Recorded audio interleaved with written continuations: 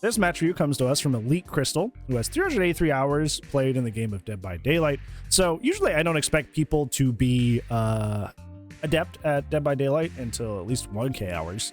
So you're not going to have patrolling gens down. You're not going to have quick chases down. There's going to be some stuff that falls through the cracks, and that's totally okay because you're still learning.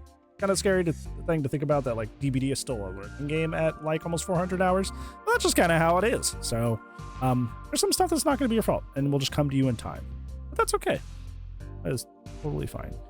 You're playing the Xenomorph, who I am number 5 in. Wrote the guide for all that one stuff. So a great person to ask. In terms of Xenomorph's strength, they are like an A/B killer. Ideally, I'd put them between that.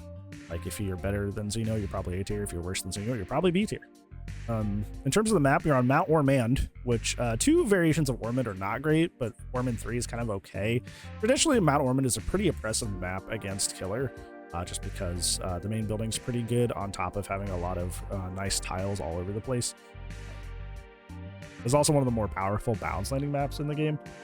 So I feel like Ormond's kind of slept on by survivors of being like a very oppressive map, but neither here nor there. Let's go ahead and take a look at your add-ons and your perks. Let's see. You have the double turret add-on, so you have Emergency Helmet and Lambert Star Map. Excellent. Probably your best choice on Xenomorph. On the Xenomorph, you run 3 main add-ons to do well consistently in your matches, that being Emergency Helmet, which you have, Lambert Star Map, which you have, and then Self-Destruct Bolt. Emergency Helmet reduces the stagger from the turrets, keeps you in power longer. Lambert Star Map reduces the range of the turrets, you're under the effect of the fire less. And then Self-Destruct Bolt is 30% vault speed while in crawler mode, which you should be in crawler mode most of the game if you're playing Xeno well anyways, and that can help you line up a lot of easy hits. Any combination of those works, so you can do 1 turret, and then Self-Destruct Bolt, double turret like you're doing. Kind of a recipe for here's your build. You're running a very, very oppressive build. You're not going to lose because of your build. Yeah, you have Leverage, Gift of Pain, Grim Embrace, and Pain Res. You were literally running quad slowdown. I would almost go err on the side of like, this is overkill. This is a lot. I don't think you need all that. If you're going for like a win streak or something, yeah, I would run something like this. But just in pub matches, you definitely don't need that. Yeah, Self-Destruct Bolt's great. It's probably my favorite add-on. It's just that like I don't run it very often because it's like his rarest purple, which kind of sucks. Considering that it's like the most. Like I get semi-auto keyboards, I get harpoon guns, but like Self-Destruct Bolts, I like never. Sucks. Yeah. So if you lose, it's not because of your build, and it's not because you're out on.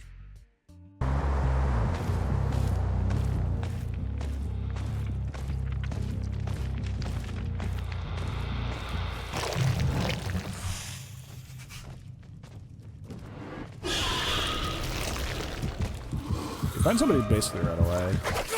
Good flick. Good correctional. Do we have a higher quality? We do not. Yes, we got.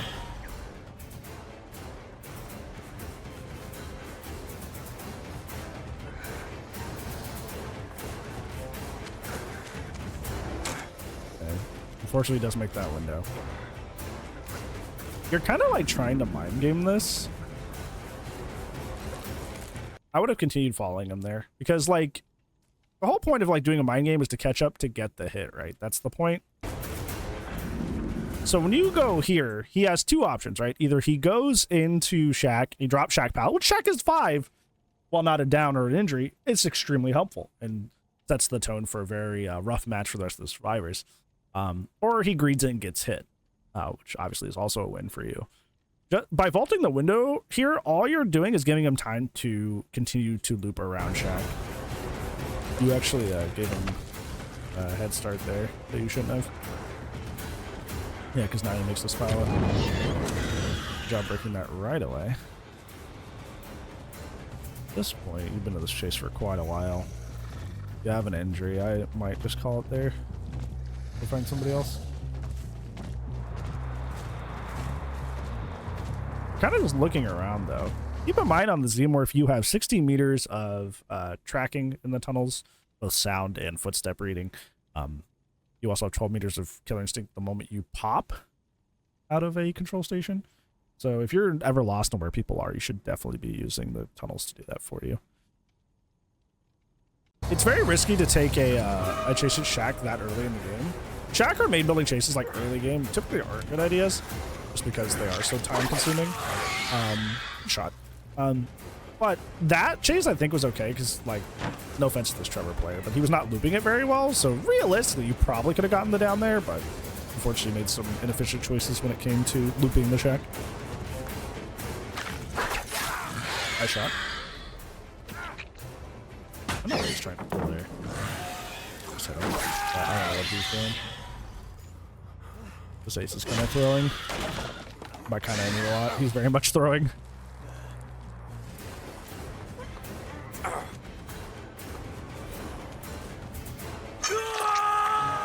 Did you have an option for a skirt trick there? It doesn't even seem like he really looked. Yeah, you had an option for a skirt trick back here. And half of your perks are skirt trick perks. So I don't know why you didn't choose to go over here and hook him on that.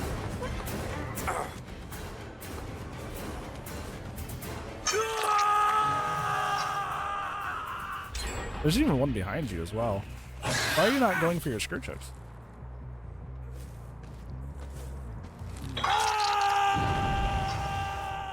Luckily, there's no other progress on the because that skirt check didn't take. Okay, these guys are... Is this guy giving up? Wait, this guy's giving up. How does this get to 1 gen if a guy's literally giving up? Please hold. I rule. Yeah, I have a... It'll be fine this time, because it does appear the game gets down to like 1 gen anyways. But I do have a rule that you should, you know, make sure you guys read the rules before you submit the matches. I do have a rule about no DCs are giving up on hook within the first 2 gens. So this is definitely fits under that criteria. Just keep that in mind.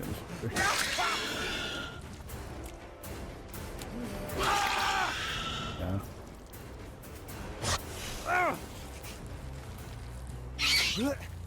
What should do? Wasn't ads what happened? Oh, there's people giving up within the first 2 gens, which I typically don't allow. In match reviews, because like it's just hard to like give advice on like what you should or shouldn't do if like the match is skewed because people are just quitting.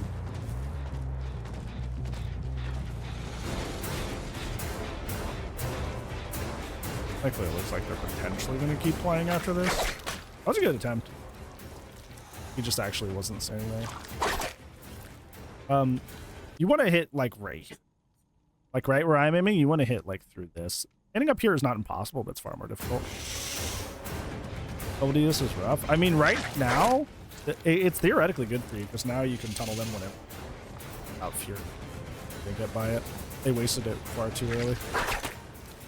When you're up this close to them like this, there's no reason to go for the tail attack. The tail attack does not have a quicker recovery than the M1 attacks. It actually has a slower recovery by 0.3 seconds. So there's quite literally no reason to go for a tail attack up front. Like when they're right in front of you. Just M1. I do it because I want to keep my leaderboard stat. But that's a statistical reason. That's not something you should do consistently. Because now you don't grab a hit. You're not going to hit. You should be hitting him over. You had the right idea initially to bop him as he goes around that side of the rock, but you gave up. I think you got discouraged.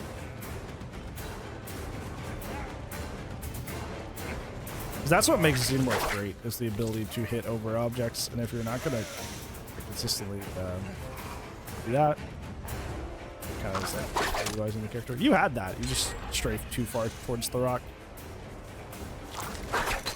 Almost. That's the right idea. He's no presing. He's a 2. I think what I'm noticing is like when you're trying to go for these over rock shots, you're not actually paying attention to where they are. I think that would be my main thing that I'm seeing that's really holding you back is like you're not actually looking. You're just like, okay, well now I'm going to go for the over the rock shot. But you're not even like checking to see if the survivor is running in your way or there. You're just kind of like, oh, okay, well there's a low part of this loop. So tail attack go here. But you're not really checking if the survivor is actually going to loop into that direction. So they're just, you know, like you went for that shot and he wasn't even there yet.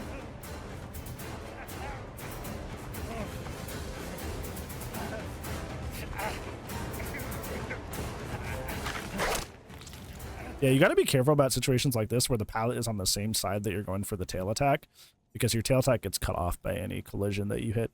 So whenever you're in a situation where the pallet is on the same side of the loop that you're taking, you should be more careful about your tail attacks because you're going to hit the pallet most of the time. Now, if the pallet's on the other side, you can do shots like that. It doesn't matter at that point. That chase with him was also... Yeah, ideal. Whoa. Are you seeing Endables with him? Aren't moved. Go 8? 310?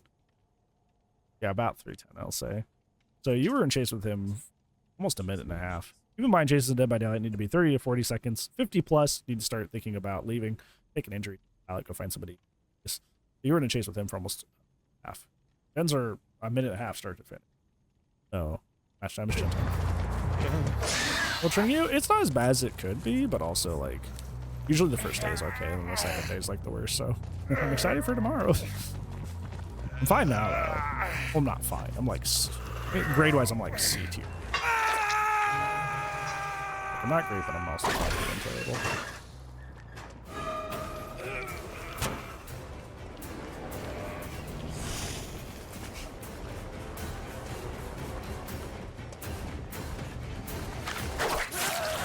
License working overtime? No, literally.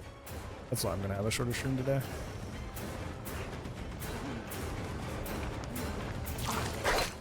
Get the right idea. They can play with the rock. Good job using the that's exactly what you need. Pallet tech. I did a video about that literally today. Like,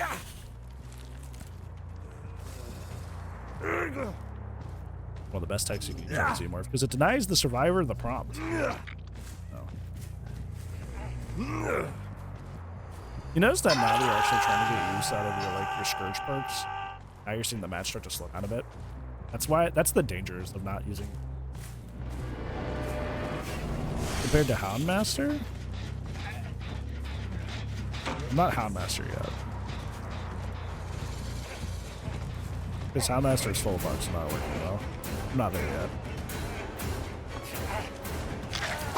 I just haven't noticed the bugs that need fixed right now. I'm not unplayable yet.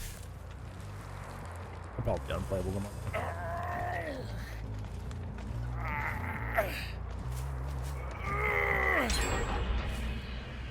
I think one thing that probably be good for you on like the macro level is purposeful hooking. Or ambient pressure. There's a lot of different names for it. But for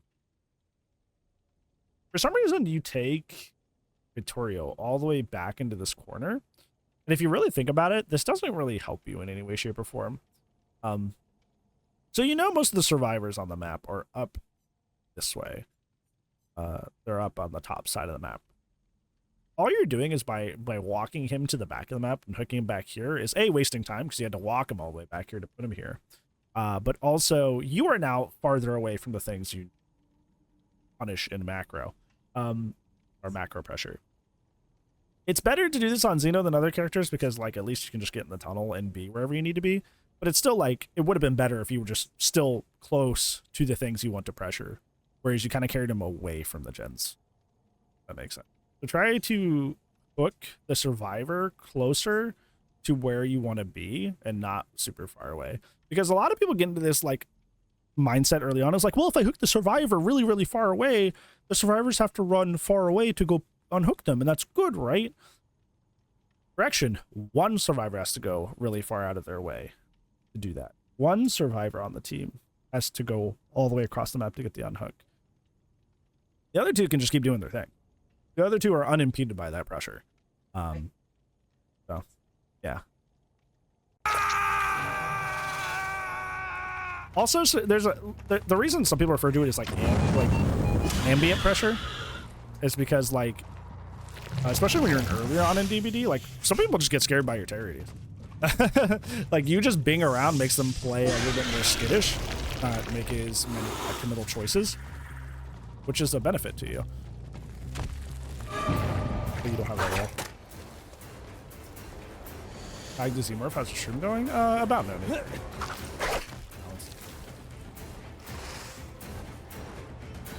Yeah, exactly, yeah. That's a good way to put that.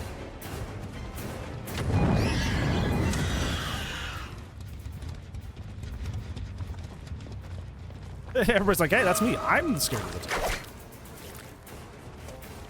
You're really good at... Yeah, take the pallet. That's a very, very helpful thing I don't see a lot of Xenos do. It's good you already know to do that.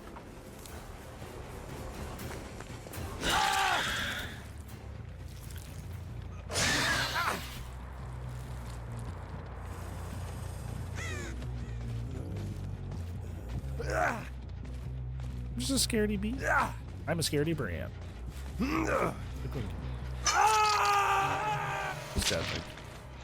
Hey, Crossbreed. Hey, homie. It's been forever. How have you been? That's a fine. It was like, you're pretty sure she's like here. So that actually regress. Oh, you had that. Stay into like left. Remember when survivors vault things? They're always going to be in the center of the pallet. You don't have to aim like off the left. Unless you like are sure that they're going to fully make the vault. And then you have to wait for cross.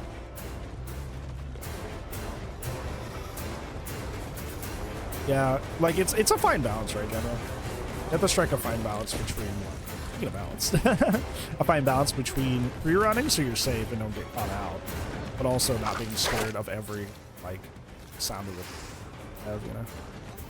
We're doing awesome? Emotionally, I'm fine. Physically, I'm sick. I'm taking a lot of vitamins. I might not best after this. See you guys.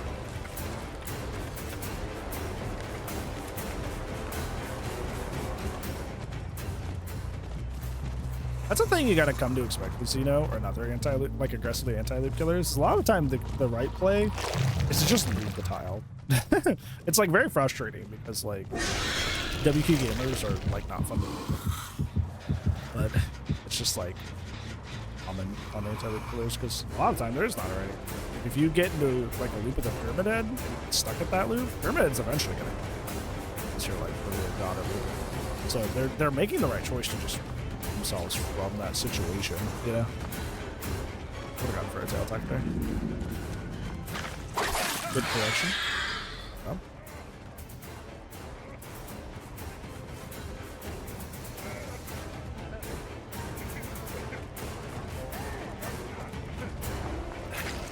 Good job.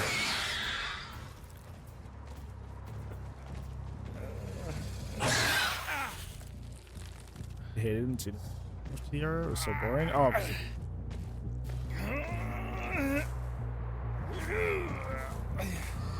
I guess that's back to game. You just try. Okay. Well, it's day one, so I thought about that. Maybe I'll just do that after this.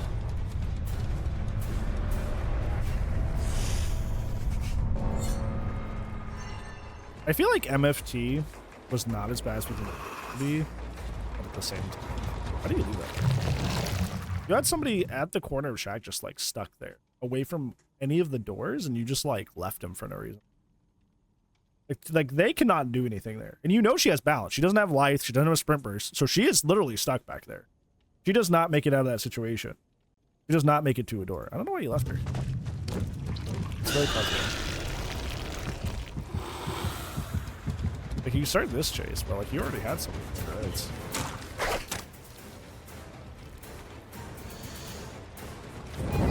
For the exit gate, yeah, but you also had somebody dead to rights anyways. Like I understand why you did it, but it wasn't a good play. If that makes sense.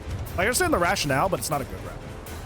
Because you had somebody in a corner the furthest away from the exit gates they possibly could be, and you chose to go chase somebody in an area with a main building and a lot of tiles instead. So the odds are, like especially while they're healthy, they'll pop out. Hopefully they don't. But as long as Ada hops on a door, you can now take a hit for him. He can take it for himself, realistically. Got 2 bounce landings? 3. Because the ace had it too. Like if Ada was over here to give him a body block, he gets out here. Oh, got that. Yeah, see, this is exactly what I was talking about. Look, I know my stuff. What a coinky-dink.